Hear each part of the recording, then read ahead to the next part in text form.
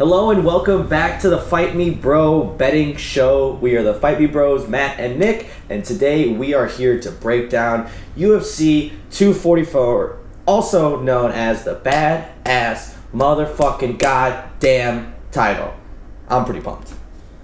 That was baddest not badass. I know. It also didn't have God. It also didn't have goddamn in there. It's going off the rip. Okay, yeah, no, huge card, big monster card this week. Again, big board. Last time there was a big board, went 1 for 7. So, hoping to improve on that this week. Yeah, I was up last week. I went with a modest, just 2 bets, went 1 for 2, but hit my lock. So this week I'm just completely going with different strategy. I'm throwing whatever at the board and see what sticks. Also, there's a lot of fights that I kind of like. I feel like it was hard to find.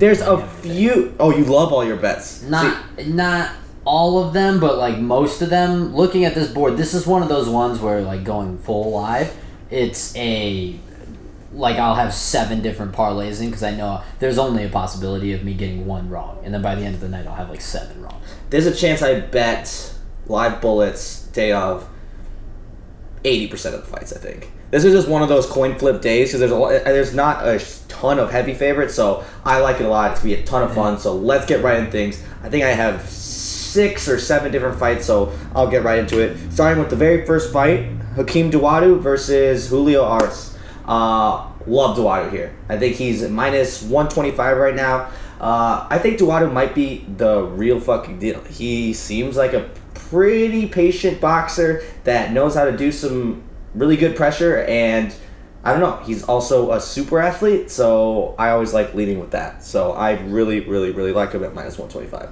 Almost made him my lock. Yeah, first pick, also Hakeem Dawodu. It's minus 120, if you're wondering, not 125. And the reason was, you said patience. Julio Arce is just reckless. And it's just not, that's not going to go well. His blend of reckless is not, like if you're reckless and you're a really good athlete and you can kind of overwhelm somebody, reckless might work. But Julio Arce is the kind of reckless that's not, like, Hakeem can just run away. And like, he kind of did that a little bit in his last fight where he just like moved away, super, just foot off the gas. Yeah. That's what's going to happen here. Like, there's no, I just don't see Arce being able to do anything crazy that will like drown Hakeem. So I got Hakeem. I was about to say Julio. No, not Julio Arce. Got Julio Arce going down. Hakeem Dawodu, first pick 2. Easy one. No, yeah, I think it's going to go a lot like Hakeem's last fight where he's by the end of it. I can see a TKO here. So that's the first one. We're agreeing. We're off to a hot start. Next one up for me, I just took this one off my board, and I'm putting it right back on. I gotta go Corey Anderson plus 145 against Johnny Walker. This fight has every reason to go Corey Anderson's way, which is exactly why I'm so scared to bet on Corey Anderson, because that has him getting knocked out written all over it. But at plus 145 here, Corey Anderson is the better fighter. I don't think anyone could question that. He's been on a tear lately. He's been looking really good. Doesn't have knockout power, but he'll lull you to sleep with the wrestling. And Johnny Walker, not a great wrestler. I think what was he on? He was on the Ultimate Fighter Contender Series. Yeah.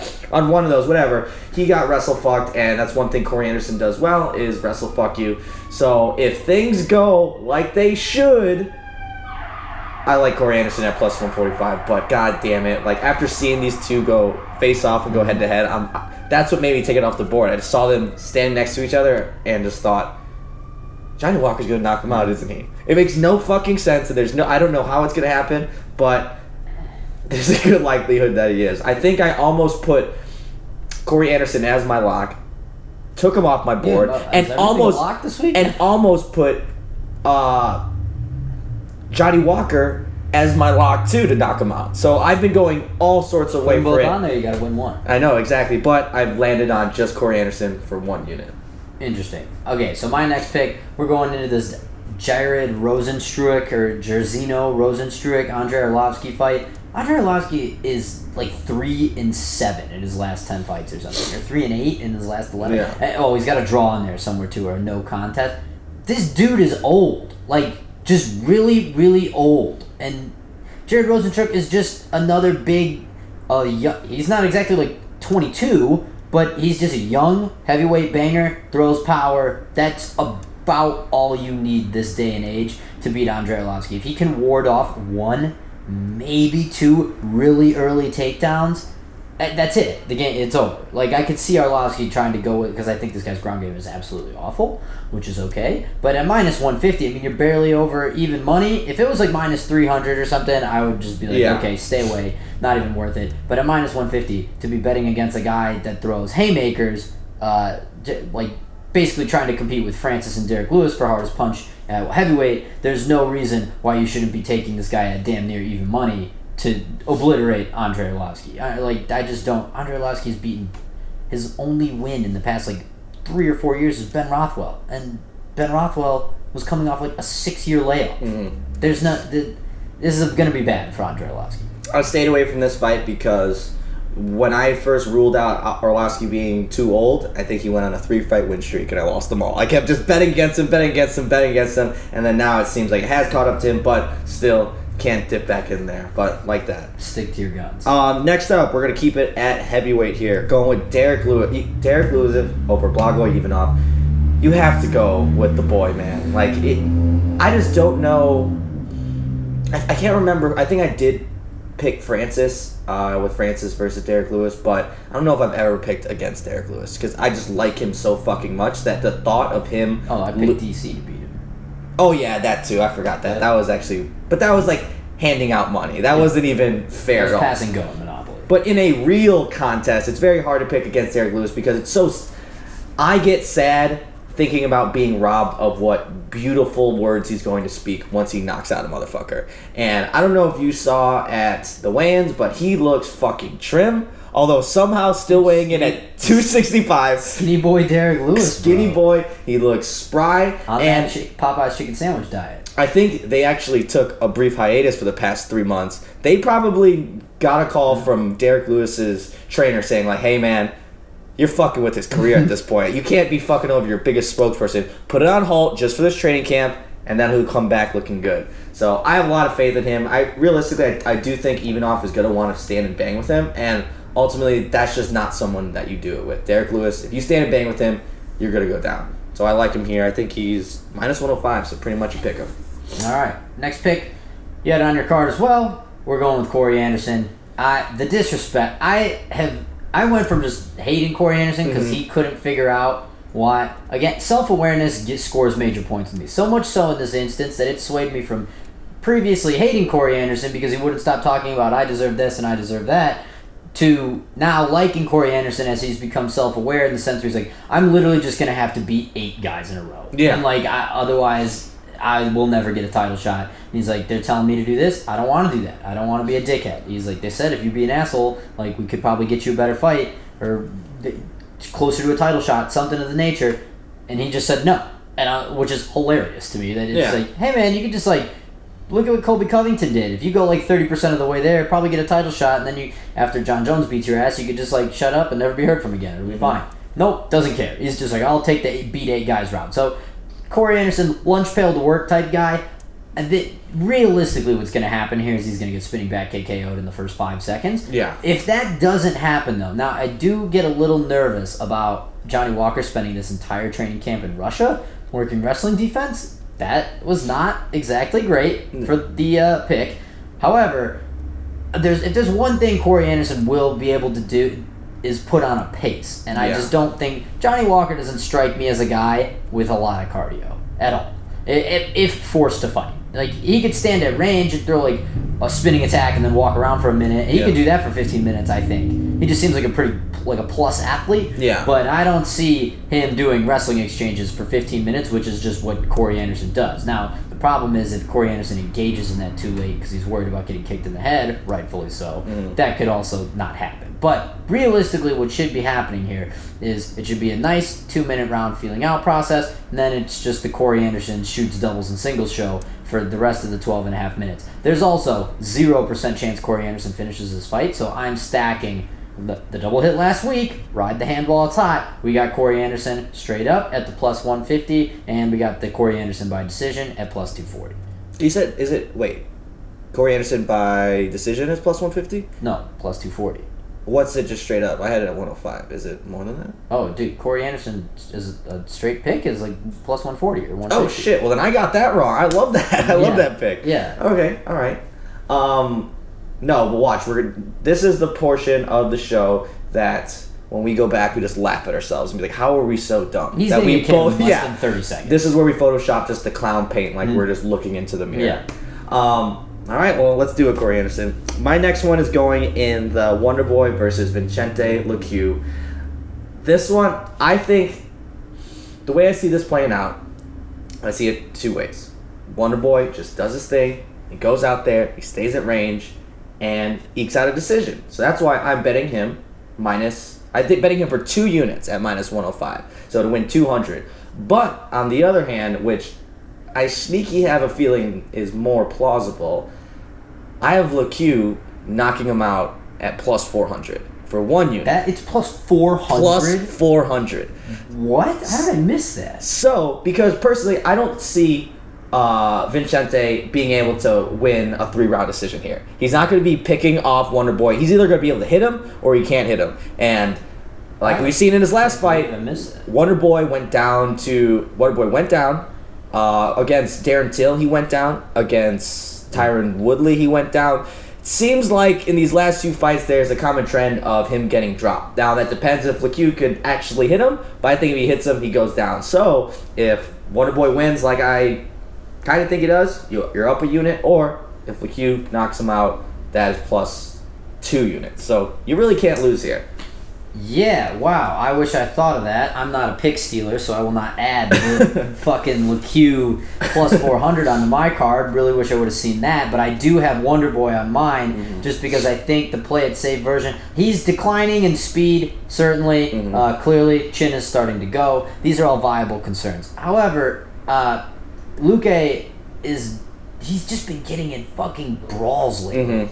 Big time brawls. And it's like, yes, he's countering well off the brawls, but I think it's been like his last 3 fights have just been straight up street fights. Yeah. That's not what this is going to be if Wonder Boy has his way. Now, again, he only really needs to catch Wonder Boy 1 time, and it's like, okay, he's dead, based on how his chin is eroded over the last little bit, but, like, we're talking about a difference in elusiveness here between Brian Barberena and Wonder Boy Thompson. Yeah. Which, like, Wonder Boy's old, but he ain't that fucking old. And so I just have... also, Wonder Boy desperately needs a win, and he seems like the type of guy to be smart enough to know, like, just put the W in the column and buy myself a few more fights, then we'll get back to taking chances. Something tells me, like, if Wonder Boy's going to win this fight, like you said, even though it's really set up for him to just go style and, like, go off, I could easily see him just doing a jab front kick for 15 straight minutes and just be like, I just need a win to stay on the roster. And so that's why I took Wonder Boy. But I also do wish I really would have seen that fucking him getting knocked out was plus 400. But that's a miss. Watch, Luque's going to now win by decision, and I'm going to lose both bets. Exactly. The fuck? All right, so moving on, I have another 2-parter. It's in the Darren Till versus Kelvin Gastelum. Also, shout out Kelvin Gastelum being a fat boy and almost missing at middleweight, which is fucking hilarious, seeing that he moved up from 170. He's the elbow prop. I just can't wait till we see Rafael Cordero. He's gonna be 5'8" at light heavyweight, and it's gonna be the funniest thing ever. I can't wait. But in this fight, there's so much unknown about Darren Till. He looks fucking diesel. He looks diesel. He looks very good. If we're picking just straight up, I kind of favor Kelvin, but I'm very behind, so I gotta start taking shots downfield. I like Darren Till by TKO. Yeah, by submission at plus 18,000. No, I like him, Darren Till at TKO plus 600. I also like Kelvin Gastelum at win by submission at plus 600. So, because Kelvin Gastelum sneaky has an awesome rear naked choke. And if you don't really remember too well, Darren Till's jiu-jitsu kind of looks like dog shit, and his takedowns look even worse. So I have a feeling that Kelvin somehow maybe drops him with a punch, gets him to the ground, but takes his back and puts him away. Either way, I feel like at plus 600, those are both pretty good. That's basically all my logic for that. Yeah, they're pretty solid. you had to stay far away from that fight. It's a tough one to call, man. No fucking clue what's gonna happen in that fight. Like, not that I'm obviously, main event is the most interesting fight in the card, but that one, just from a straight up curiosity standpoint, no idea what's gonna happen. There until no weight cut, Kelvin Gastelum coming off of a barn burner without Adesanya. It's a lot of stuff going on there. But that said, my next pick will be going to the main event, and I don't know what's gonna happen in this main event, but if I've learned one thing, and I hope to God I'm wrong here, if we're being totally honest, but if I've learned one thing about MMA, it's that when you get so fucking hyped up about a fight and you think it's going to be like the Derek Lewis Francis Ngannou syndrome. Now, I'm not saying that this is going to be boring. I just don't think it can be boring. Yeah. However, in Diaz's last fight, we saw a lot of clinch work early until like round 2.5 when Pettis started going away. Masvidal's not going to go away, but also I think that Masvidal is just a better all-around. Like, Diaz has a very big advantage, I would say, in boxing, just based on length and just slickness. And then Masvidal's got the advantage literally everywhere else, I would say. Submission games canceled just because Masvidal, not really offensive submission guy, going to probably just be playing deep, but I don't see Nate being able to completely outclass him there. It's not a Conor McGregor, Nate Diaz situation we have on our hands. I somehow, some way think that we're going to end up with like a Masvidal clinch fighting performance. That's not what I think, but since I don't think that, that's why I think it. If that makes sense. That's sound logic. Yes. Like, that's just how these things go. So I have to take, my hands are tied. I just am hoping for a barn burner. I don't know what I'm going to do when the time comes, but I'm just going with the guy that has more tools in the toolbox. And I'm taking Masvidal at -160 to win the fight. I have no idea.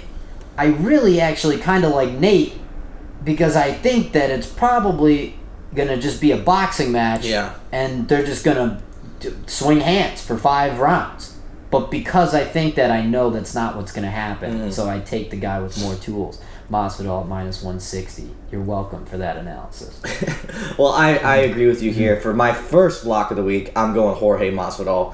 One, like you said, he's got more tools, and I think he's just the overall better fighter. When Nate took this long ass hiatus, Jorge's been in the fucking thick of it, just knocking out and finishing and getting screwed over by fights that he should have won too. Like, he's been proving himself for quite some time. Nate Diaz, as much as we love the aura around him, like, yes, he got those impressive wins against McGregor, but I didn't think he looked that good against Pettis, and he's had a lot of time off. I don't think it's ready to put him in like, yo, this guy is title contender worthy just yet. And as much as I think we did get a picture of what Diaz has looked like, and maybe you add in a little ring rust there, I just think Masvidal has progressed as a fighter way more in other areas that he could be dangerous almost anywhere. And I don't think he's going to take it to the ground, but I think he's smart enough, if the fight isn't going his way and like Nate Diaz is like at range, catching him with shots, I think he's smart enough to know, like, I got to make an audible here, because the guy just, he's scrappy, and he just finds a way to get it done. So I'm excited for the fight. Because you were saying everything about all these hyped up fights, they're going to be barn burners, I'm very tempted to take whatever the under is. Because I feel like all these main events, like Adesanya Whitaker, then you have Yair Rodriguez, everything at like that is meant to go out like this is going to be a barn burner ends in like the very first fucking round. It just seems like it's been the trait. So I'm adding that in as a late pick. Whatever the over under is, not lock of the week, just pounding the under. Now, moving on to my second lock of the week. This one pains me. This one really pains me. It's almost as hard as picking against Derek Lewis, but I'm picking against Kevin Lee. Oh, really? I'm picking against... I was wondering where you're going with this. I forgot that the fight was even on this card. I'm picking against the Motown Phenom. I love Kevin Lee, and he desperately, desperately needs a win. And a loss here is pretty detrimental to him. I don't know how mentally you're going to be able to handle, like, going up, losing, then coming back down to losing after you had all these aspirations of winning. But I just think this is a horrible matchup for him. I think the size, and Kevin Lee obviously likes to be the bigger fighter, the stronger fighter, but Gillespie's just one of those guys that I think is able to neutralize that strength. I have a feeling that Kevin Lee, what he should do is try to outbox Gregor and stay in his lane and just stop any takedowns. But I have a feeling that now he's at TriStar, he wants to show off the GSP style where he wants to get his offensive wrestling going, and he's just not going to be able to do it against Gregor. And he's going to end up tiring himself out trying to do it. And I think in fights like Ally Quinta, where he was doing good when he was wrestling, he's going to go to that and be like, I need to go out there and push the pace and just wrestle. And I don't see him having any, like, Gregor Gillespie is an elite fucking wrestler. And, like, I think... This is true. I don't know if Kevin Lee is a good enough wrestler to even stop Gregor Gillespie. I think he's got the size for it, but... In the first round, I feel like he should be. But once he gets kind of tired, no. Exactly. And at the very least, like, Gregor, his wrestling style is just continuous chain wrestling, that if he doesn't get that first shot, he's going to keep going, and... He seems very comfortable there. Obviously, he's a D1 national champ, but not the type that's, like, tiring out with his wrestling style. And I think even with Kevin Lee defending, the gas is going to be a huge issue here. And he had gas problems at 155, went up to 170, had gas problems, and coming back down. I don't see it being any different, and it doesn't help when you're going against an elite wrestler. So, Gregor Gillespie, my second lock of the week, and minus 155 here. Interesting. That was another one that too many variables. Especially then you see Kevin Lee's got another rash. It's like, does he have staph again? Who knows? He's a TriStar. There's too much going on. One last thing too, Kevin Lee, his haircut. That's not a winner's haircut. I'm sorry, with the little curls on top. Have you seen it recently? Dude, he's going New Year, New Me, just like in the middle of October. Yeah, he's trying to tweet through it, and it's just like, yeah, he's the girl that got broken up with, and now she has bangs. And it's like, ooh, what are you? She's just going through everything. He needs to go back, go to the old haircut. Man, yeah, I also wouldn't be surprised. That's why I stayed so far away from that fight. Everything you said makes sense, but I really wouldn't be that surprised at all if Kevin Lee just came out for Ross in the corner and just looked sharp as ever. Yes. Like, just like, oh, wow. Look, he's got a coach again. Like, he's really fucking good. Yeah. Like, that wouldn't surprise me at all. And it's like, oh, yeah, Gregor Gillespie hasn't fought anyone in the top 15, and it shows. Mm-hmm. And it's just like, oh, or other way around, wouldn't surprise me. Not my lock of the week, though. I am going back all the way down the ladder to the Edmund Shabazian versus Brad Tavares fight. Ooh. And we're riding with Edmund Shabazian in this one. I must have missed the Brad Tavares train, but he has Boise State syndrome. Like, he was winning all these fights. He had a pretty impressive ledger of win count, but, like, they weren't against anybody. And then they gave him the young kid, Israel Adesanya. He thought, like, oh, who's this fucking bum? And, like, most of us thought, Adesanya fucking schooled him. And it was like, I just wasn't impressed. Now, Adesanya's in a different fucking class. This is by no means going to be a 3-round drubbing, I think, from Shabazian. But, I'm just not that impressed with Brad Tavares as a fighter. Like, he's like, I mean, this is exactly how everyone describes him, so this is exactly a hot take. But he's good everywhere. But he doesn't do anything that I've like, whoa, wow, opened my eyes. And when you had Shabazian like throwing around Darren Stewart, look at the wrestling sharp. Then all of a sudden the boxing was clean, which was astonishing to me coming out of the Ronda Rousey camp. That was mind blowing. I almost fucking spit out my coffee that I wasn't drinking. But young kid, ready to rock, definitely a superior athlete to Tavares, and I just don't get it, man. I think Brad Tavares is just average everywhere, and it's going to show when you got a kid that's plus in multiple areas, and who looks like his last 3 fights, he's been unrecognizable, where it's like just better, even better, even better. And Brad Tavares has been Brad Tavares for his last 12 fights. So I think Shabazian, just as he comes out, I'm expecting him to look even better, and I expect a pretty clean decision here. I think what happened with Brad Tavares is that he's good, and everyone wanted to be better than he actually was to make Izzy's win seem like it was that much more. Be like, oh, remember when everyone was talking, is Brad Tavares too much for Israel Adesanya? If he beats him, he's really in the elite. Hindsight 2020, that really wasn't the case. So everyone was building his resume to catapult Izzy, and he really didn't need that at all. Don't mind that at all. Brad Tavares, very good. He can definitely kick our asses, but I don't know if I favor him there. Is he at plus odds, or is he the dog? He's like plus 120. Shabazian's minus 140. Okay. Well, those are our picks. There's a whole lot of them. Maybe we'll probably have some live parlays going on day of, because usually we need a couple of Bronsons in our system to get those flying. So we're going to be live tweeting these tomorrow from a bar. But tweet us out any picks that you guys like. This will be released on Saturday morning, so we'll definitely want to hear your tips. That being said, see you guys next week, I assume. You find me at Bro Leva. No, I think they were off next week. Oh, you can see me in 2 weeks then. I hope. Oh, just kidding. No, is next week the Jacare? Dude, it is literally impossible to keep up with this shit. I don't know how the fuck people do it. Fighting Robbie Lawler again next week. Heard it here first. Exactly. But until then, you can find me at Bro Leva on Twitter. You can find him at _a guy in a gi. All right, guys. Peace out.